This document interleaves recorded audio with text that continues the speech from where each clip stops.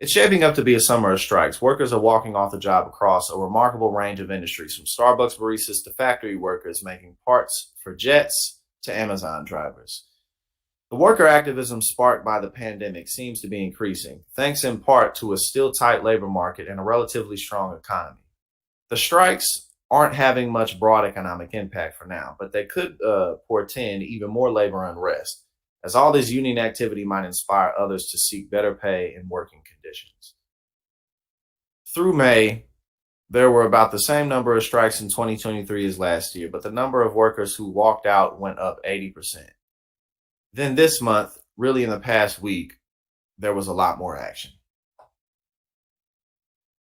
This is good news. About 3,000 Starbucks workers are on strike this week over gay pride decor and accusations of unfair labor practices. Two large strikes in the manufacturing industry got underway. 1,400 members of the United Electrical Workers Union at a locomotive plant in Erie, Pennsylvania, and one involving about 6,000 workers at a Boeing supplier in Wichita. Smaller actions sprung up. 84 Amazon drivers at a warehouse in California went out on strike, demanding that the company recognize their newly certified union. And cooks and cashiers at a McDonald's in Oakland, California walked out.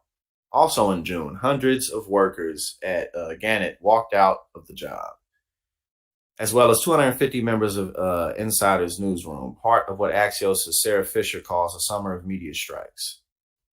The Hollywood writer's strike continues. So here's a chart: strikes and workers on strike from January to May.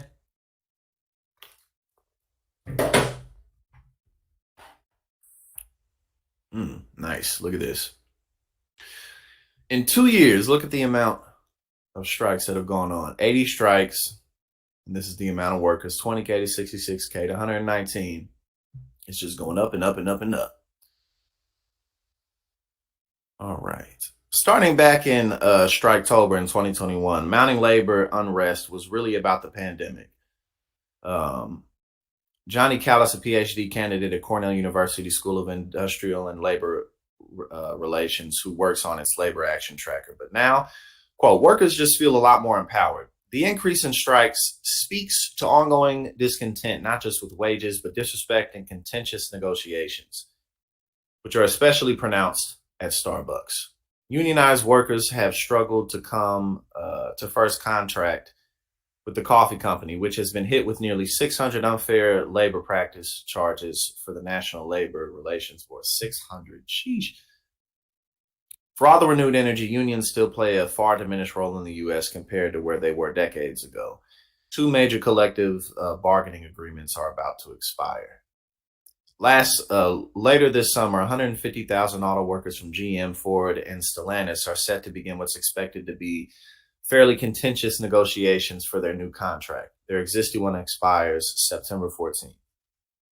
Couple more points. UPS is negotiating a contract with its 340,000 drivers right now. It's the biggest collective bargaining agreement in North America. The union already voted to authorize a strike if the parties don't come to terms by July 31st when their contract expires. And lastly, considering the number of workers